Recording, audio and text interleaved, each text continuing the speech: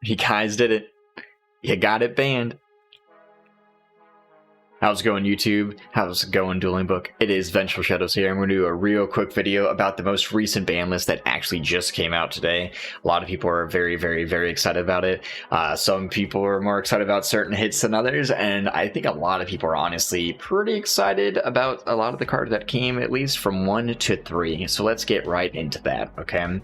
And so we're going to do the ban list right now, as well as kind of what to expect moving forward, you know, because of the changes on this list and what to expect, okay? And some really nice cards that we're probably gonna be seeing played, okay? So, you know, gotta say first, Mystic Mine got banned. I'm not gonna lie, I love the card. A little sad to see it go, but it is a card that, you know, it was becoming a little bit problematic in the format. I still have hope to see it again one day, but that's neither here nor there. So mine is gone, okay?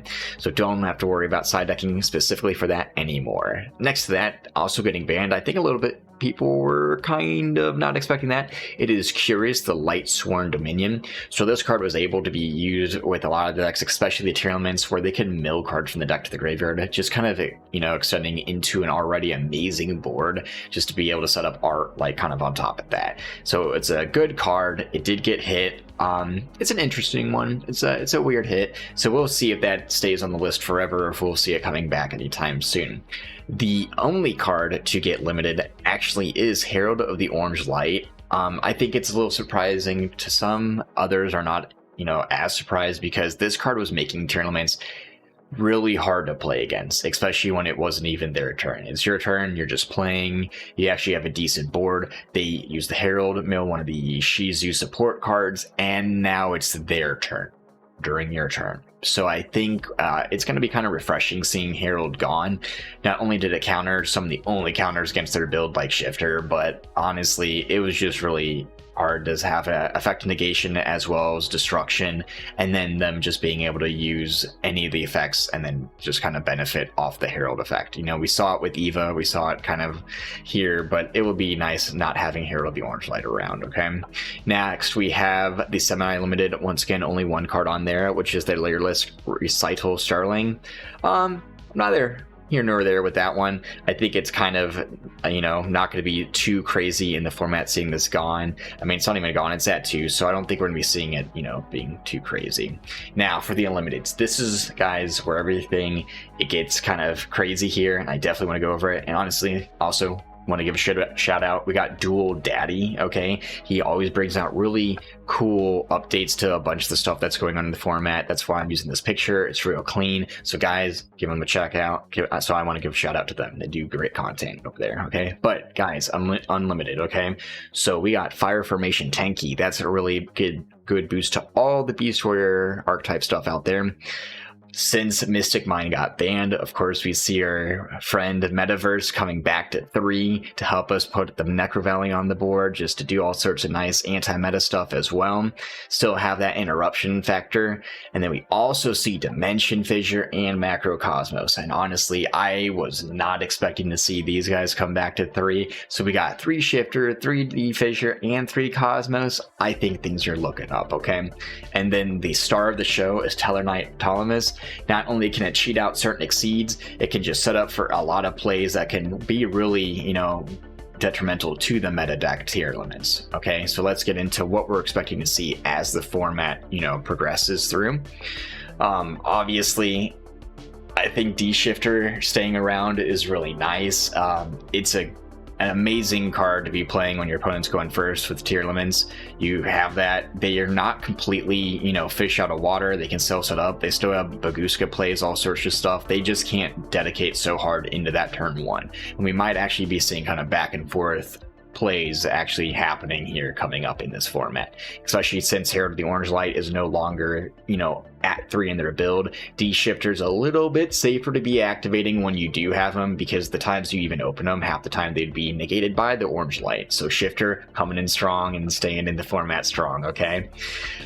We got that Metaverse at 3. I think we're going to be seeing it in the sideboard heavily. Not only does it have a few targets like Necro Valley, but we've been seeing some people play Zombie World against the Flu decks, okay? So Metaverse can, you know, be you know, a duo. You can get the Necro Valley, you can get the Zombie World. Necro Valley, insane right now, okay, against the Tellarknight matchup. Now, they just can't move cards out of the graveyard. That's really nice, okay? So being able to have 3 metaverse to search that very consistently, especially during the opponent's turn, is nice. And then again, we had the Zombie World against the Fluke players. Certain branded builds as well as tier elements were able to put Necro World Banshee in the build to get it to the graveyard, and then as a quick effect, they can activate Zombie World, okay? Thus shutting down the Fluke players and a few other decks that are very type specific, okay? So, but now, it would be kind of interesting to see if they can cut the Necro World Banshee, because we do have 3 metaverse, and instead of sending a Banshee as a target, you might, you know, especially off of like a branded fusion, you might want to send something else. Just debatable. We have options. It's really nice to have options. And then again, not only do we have the 3 shifter, but now we're going to be going back to 3 D-Fissure and 3 Macrocosmos. So honestly, between this, the Necro Valleys, the shifters, everything like that, especially with like all the continuous stuff, tier limits are going to have to be side decking hard. And I think they'll be side decking things like Imperial Iron Wall, honestly, to be preventing all this banishing, especially if those are the prime choices. And then with all the continuouses and field spells, they're going to have to be maining probably more than 1 heartbeat, unless they go into things like Twin Twister or that are off archetypes, okay?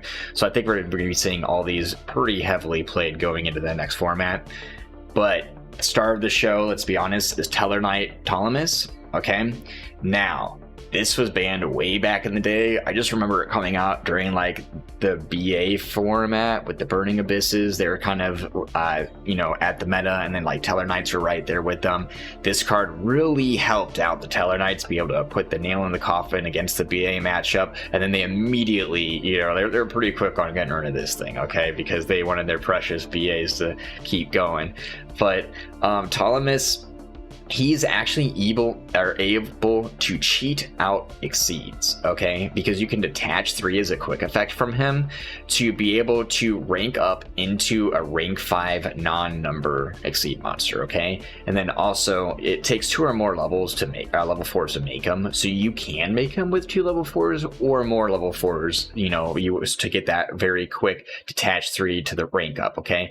But also, during the end phase, you can attach 1 Tellarknight card from the extra deck to this card as face of Exceed material, okay? So that's really nice, because during the end phase, you can get that extra material on him in case you weren't able to during your turn with the 2 level 4s, and then, you know, at once per chain on the other player's turn, you can actually do the detach 3 to get the overlay on top of them. Now, what some people were doing on their turn was detaching 3 to go into the Cyber Dragon Nova, and then immediately exceeding on to that to become Cyber Dragon Infinity. And while back then that was amazing and is actually pretty decent now, I don't think that's like the option we'll be seeing a lot of the players go for. I think they're actually going to be able to go immediately into Tellarknight Constellar Diamond, and that's because Diamond's own effect is during your main phase 2, you can also exceed summon this card using a Tellarknight Exceed monster you control as Exceed material, okay, except itself, obviously. So that's amazing. So you can go into the Ptolemaeus with just the 2, and then stack the Diamond right on top of it, so you don't even have to get that 3rd material on there to cheat its way in there, unless you would want to do it with just, you know, I think it would just be wiser to put it onto the main phase 2, unless you're going first. Then you would have to use the quick effect or get the 3 level 4s and then bring it out during the opponent's turn. But why is Diamond so good? Diamond is amazing because while this card is Exceed material, neither player can send cards from the deck to the graveyard, and any card that returns from the graveyard to the hand is banished instead. So essentially, just shuts down your opponent from milling cards from the top of their deck, okay? And then they can't grab cards from the deck, put it in their hand, just a cherry on top, okay? So that's insane. Now, for the whipped cream with the cherry on top, is during their player's turn, when opponent's Dark Monster activates its effect, you can attach an Exceed material from this card, negate that activation, and if you do, destroy it. So, not only does it have just a walking your opponent can't mill from the deck, it literally says when they activate dark effects, you can detach to negate and destroy. So that's insane. So Tellarknight Constellar Diamond is going to be seeing a lot of play going into the format. And I'm not going to bring up all the prices right now, but the prices of the Ultras and the Ultis have definitely gone up. And Ironically, it looks like they got up a little bit before today, so that's always interesting to see happen before a ban list when prices go up. But so I think Constellar Diamond will definitely be seeing play, especially in builds that can bring out, you know, the level 4s, go into Ptolemaeus, go into the Diamond. But it's just like a little bit of an Abyss Dweller kind of, you know, if Abyss Dweller isn't kind of what you're looking for, or if you're able to go into Abyss Dweller in a Master Diamond, I think that's really good. Abyss Dweller would just be cutting off the grave artifacts, as we've seen. It's just real popular, but the Constellar Diamond itself will prevent the opponent from milling from the deck, and has a nice spot in the gate, and has 2700 attack, so that's really, really nice having a body more than just the Abyss Dweller. So guys, that is the video. Hopefully you enjoyed it. If you keep seeing me, do drop that sub, spread the links. We also do have a Twitter, we have a Twitch, and you're always seeing me on the YouTube.